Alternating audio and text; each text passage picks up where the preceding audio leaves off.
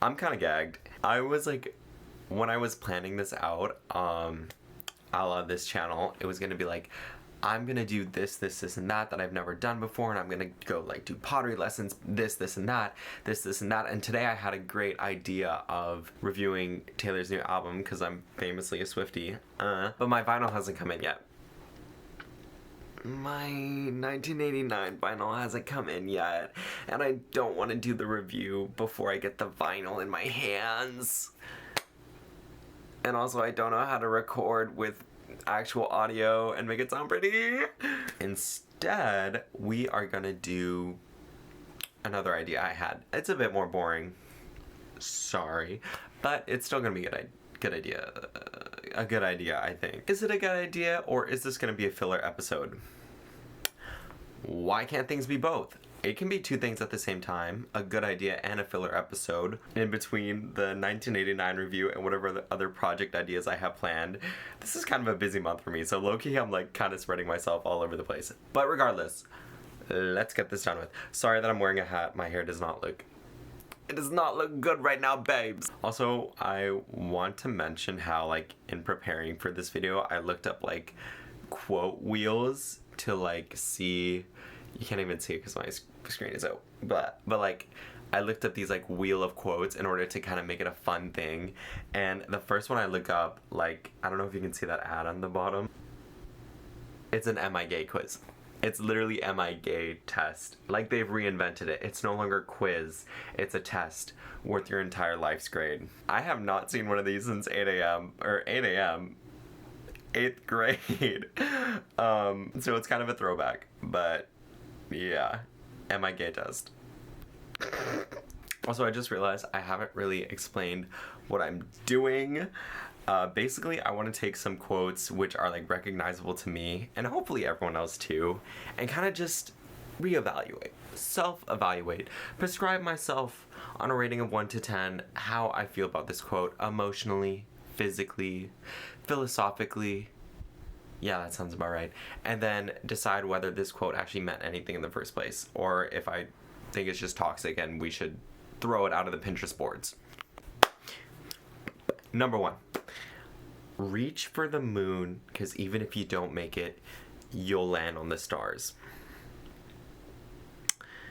Initial impressions, head empty. This quote was supposed to mean something to me because I once read it in a book that had a quote for every day of the year, like a 365 days for 365 quotes kind of thing. Or is it 365 quotes for 365 days? It's the other way around. I had one of those books, and this was the quote listed for my birthday. It was, reach for the moon, because even if you don't make it, you'll still stand among the stars.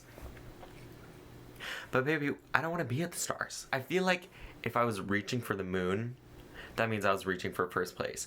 And if I didn't get first place, then I got second place. And if I got second place, then all I'm going to be thinking about is how I almost got first place. Like, at least third place, it's like, I heard someone else say this, but at least in third place, you're like, yeah, well, at least I'm on the podium. Like, I wasn't second, so it's not like I was going to win anyway. But second place, you're thinking, like, I almost won. And ever since I heard that, it's gotten to me. Like, I low-key, like, I can never look at second place the same way again, because it's kind of like, you almost won. So wait, you reach for the moon, you don't get there. I'm like pointing out at the camera. You reach for the moon, you don't get there, but you land at the stars. And all you're thinking about is how you almost hit the moon. I don't know. I mean, as an 8th grader, this quote really hit me hard. Like, I probably had it in my Instagram bio or whatever. Now, did I have Instagram in 8th? I definitely had Instagram in 8th grade. There are some archival pieces, some archival haute couture posts in my Instagram, which I've now archived because of how embarrassing they are. But they were definitely from 8th grade. And in saying that, in reference to 8th grade me, I would like to give this quote a 10 out of 10. But knowing what I know now, as a 20-something, this quote has to sit closer to a 5 out of 10. It just didn't move me. It didn't move me as much as I thought it could have moved me now. 5 out of 10. Sidebar, I just read one of my teacher's assignments for a political science class, and it sounds like he's trying to, like, incite violence. He's like, I want you to take one out of either side on this matter and then I want you to respond to both sides. And I want you to respond saying what you liked about their argument and what you didn't like about their argument. And I'm like, babes, there's no way you're gonna be able to keep composure and decorum in this thread. Like, I guess I'll be writing back next week from when it's due to see how well this assignment goes. But that's so off topic. Second quote: everything happens for a reason. Do not look at my dog dying as I stare at it on a sidewalk of 110 degrees and tell me everything happens for a reason. Do not, as I stand in line for Subway when I ask for salami on my Subway sandwich and they say they don't have it, whisper in my ear, everything happens for a reason. Do not tell me when I didn't get a job application or when I didn't get into the college that I wanted to, especially, everything happens for a reason. I don't need to hear it. I don't need to hear that there is like a life plan for everyone when I am grieving what was meant to be mine internally, in my head, what I assumed was meant to be mine. In that moment, for someone to tell me, you know what, this is actually good for you. This is amazing for you. This is gonna make your stocks go up. Babes, the exit is to the right. It's to the right. You can go take that and take it with whomever else agrees with that and go start a kumbaya circle over it, because it's not welcome, not in this safe space. I'm gonna go ahead and say that everything happens for a reason probably helped me through some dark times. Like, I'm sure somewhere in my life, which is probably trauma blocked at this point, I was thinking, you know what? This is such a ridiculous moment in my life, but everything happens for a reason. And I'm sure it's helped me then. But now that I am in a point in my life where I am like good, kind of good, it's not something I need to be hearing in this moment in time. Everything happens for a reason. Everything does not happen for a reason. Sometimes I just need people to listen to me and say that was unfair and I should have had that and that should have happened to me. Yeah. I'm gonna go ahead and give this quote a 4 out of shit, because there's about 4 shits I give for this quote. Nothing more, nothing less. Yeah. I think, therefore, let me not get ahead of myself. Number 3. I think, therefore I am. I feel like I have grown an appreciation for this quote after taking philosophy class this summer. What I took out of that class, I can't tell you. Professor, if you see this, I am so sorry. Your class was great. I just have the mind of a chameleon. No disrespect to chameleons. I just feel like specifically they don't have a lot going on in their heads, including myself. I'm a part of that demographic. And while I would like to say that this quote is very enlightening and makes me feel very book smart to say, like, oh, I think before I am a rational thinking human being that automatically exists because of the very nature that, I don't know, I think. I have to give this quote a 2 out of 10, and that's literally just because I don't remember like the significance of this quote. Like, I get it. I think, therefore I am. Like, I must exist because I am a cognitive being that puts thought into my reasonings and my literal everythings. But I just feel like the fact that I can't pry deeper into the quote because I've forgotten the deeper context onto what this quote means from my philosophy class that was literally just 3 months ago. It's kind of an embarrassment on my part, but at the same time, yeah, 2 out of 10. Number 4, I'm gonna say, is a double whammy. So quotes like, if you don't succeed, try again, or practice makes perfect, or those like never give up kind of quotes. It goes both ways. There's days where I wake up and I'm like, that's an 8 out of 10. That's definitely an 8 out of 10. And then there's days where I wake up and I'm like, let's half that. Let's half that. That's a 4 out of 10 at best. And then there's other days where I'm like, gutter, 0 out of 10. No reason for it to exist, actually, to breathe air into my cerebral fluid and my brain. But I will say I had to look at the quote again because I forgot. Quotes like this where they try to make you apply yourself and try harder. I feel like in certain cases where you are kind of going through it, you don't really want to hear that, you know? Well, me personally, I hear that and I'm like, I just need someone to empathize. I just need someone to tell me that is kind of sucky-wucky what you're going through, and I'm sorry to hear about it. But then days where it's going good and I'm really like pushing myself and I'm going hard at it, then when I see a quote like that, it just lights a fire under my ass. It's like, boom. It's that extra spice, that X factor that I needed in my little concoction in order to make me keep going. So I'm going to say this quote gets a sliding scale from 4 to 8 out of 10. That feels appropriate for this quote. It is probably one of the only quotes where I'm like, it depends on the given day and how I feel waking up about it. Okay, this one's kind of like, it's kind of snaps, poetry snaps all abroad, because apparently now we're studying in Spain, overseas. Keep your enemies close, but your friends close. No. Keep your friends close, but your enemies closer. I really like this quote. I really do. Do I use it? No. I literally 10-foot pole, me at the top, my enemies at the bottom. But do I like saying this quote whenever something mischievous has happened in my life and I need to feel like a main character about it, where I've had to like eliminate my enemies some way or upstart them and show them just how much better I am? Say, like, recite this quote as if I'm telling someone the story of how I bested my enemies. I'll example, like, I just killed like all my enemies, and at the end, like, the person I'm telling is like, Zach, that is like the best story I've ever heard. And then I reply with like, and that's why I keep my friends close, but my enemies closer. Oh my god. Oscars. Oscar nomination goes to Zach. Yes, exactly that. Thank you so much. Keep your friends close, but keep your enemies closer. It's a really good quote. Do I follow it? No.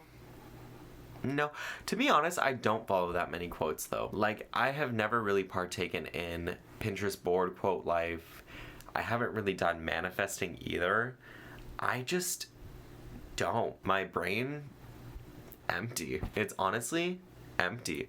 But when I do think about this quote on a day-to-day life, keep your friends close and your enemies closer.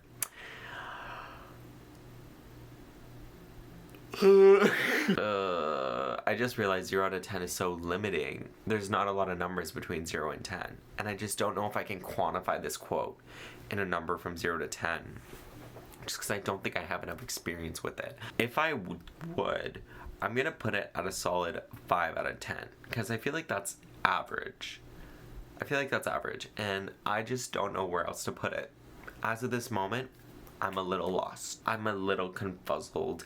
And I may need to come back to this list in a year's time or something. 5 out of 10. Okay, this one I'm reading on my phone, and I'm kind of a little blown away. Just a little bit. So it's as follows. No one can make you feel inferior without your consent. Gag! I literally gagged. I read that and I was like, okay, reclaiming power. Okay, my destiny is up to me. I'm kind of gagged. I kind of just think that this is the quote I was looking for. I think when I wanted a challenge for this YouTube video, I was looking for quotes that would inspire me to think deeper. And I think that's what this quote does. What was it again? Like, I literally said this quote changed my life and I can't remember it. No one can make you feel inferior without your consent.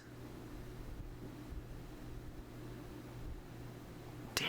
And that makes sense. You know, having just heard this quote for like the first time that I can remember, and having just internalized it in literally 2 minutes or less, I like it. It tastes great on my palate. Like, it's really doing something to my taste buds. They're simmering. There's just something there that's, I don't know how to explain it. Gourmet. It's a gourmet quote. No one can make you feel inferior without your consent. It really does change that power dynamic, you know? You feel angry about something, about someone, but then the only reason you do is because you're allowing yourself to feel angry about it. The only reason you feel small is because you're allowing yourself to feel small about it. If somebody punched me in the face, I'd be angry, but obviously they punched me in the face to make me feel angry. So what if I just did not get angry? I'm like taking away their power in that second. What if somebody did call me small or called me a loser? If I didn't believe that, it wouldn't matter. All of a sudden what they said literally means nothing. And I think low-key, I do go about that in my day-to-day life with most things, not everything. If a teacher tells me I suck and I got a C on a test, that hurts. That hurts me personally. But with most personal relationships I have, if someone has an opinion about me, and it's not like someone I'm in a relationship with or my teacher, then I probably just won't care. I honestly probably just won't care. Or a family member. Those are the three pillars. Someone I'm in a relationship with, a family member, and a teacher. When these three people tell me something, I listen. And sometimes not for the better. But maybe I should start thinking about not listening. Someone tells me I suck, I just don't care. And me not caring means I won't let them get to me about it. Obviously, like, I can still take that into consideration. Like, if someone writes a YouTube comment like, oh, why is your lighting so shit? Or why are your editing skills so bad? Then I'm like, oh, maybe I should fix that. Thank you. But I shouldn't take it personally, because then I'm giving them more power than honestly they need to have. Ladies and gentlemen and people in between, I think we have found our first 10 out of 10 quote. I had to do this because I was about to say 10 out of 10. I was about to say 10 out of 10, even though this is 5 and this is another 5, as if 5s somehow now represent 10. 10 out of 10 quote. Let's read that one more time for the audience.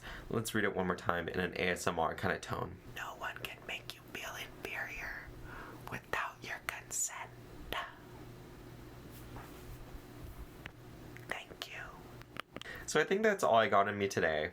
I know this was a more of a stripped back episode where I'm kind of just chilling, and I'm not that worried about it because right now there's not a lot of traction on my channel, so people who see this probably aren't like that picky with the YouTube videos they watch anyway. But I do plan on kicking it up if for anything, for me personally, to show myself that I can like improve on my skills at YouTube, or just in video making in general, I should say. Next week, I really want to review 1989 TV. Not review, react. I think there's a distinction to be made between those two words, and I think I should harp on that. I really want to react to 1989 TV. Mostly because I don't want to go another day without having stopped myself from listening to 1989 TV, because I haven't listened to it yet. Oh my god. For those of you who don't care, you can probably stop watching now. Thank you so much. Please like, subscribe, you know, all that jazz. I have like no new subscribers, so please, I love you if you would do. But for those of you who are Swifties, I haven't listened to it yet. And I want to so bad. I've listened to like, obviously I've listened to the big hits that are released already, like This Love, Wildest Dreams. But those are the two ones I've only listened to, obviously, because you released them before. But it's literally Sunday. It's been like 2 days now, maybe 3 if you count the night, where I haven't listened to 1990 TV. 13 Management, please send me my vinyl. Pretty please, with a cherry on top, because I'm kind of desperate and I want to see it, and I want to wear like my cardigan with it, my Evermore cardigan. It's the brown one. I got the brown one for some reason, but low-key I love it, and I want to react. But also I need to learn how to do react videos. And then after that, I'm hoping to record something with Alaska Thunderfuck 5000. Not with her, obviously, but like going to see her show. And hopefully like I can get a meet and greet ticket and like do something about that. But we'll see what happens. I'm really excited for these next few weeks. And yeah, thank you so much for watching me list and rank quotes, which have literally done me no wrong, but I decided to go on a tirade against. I hope some of you found something inspiring out of this, and if not, sorry. Have a great day. Also, SOS tour, iconic. I went to LA Night 2, October 23rd. Iconic. She, as in She as in SZA, 8. Okay, that's everything. Bye.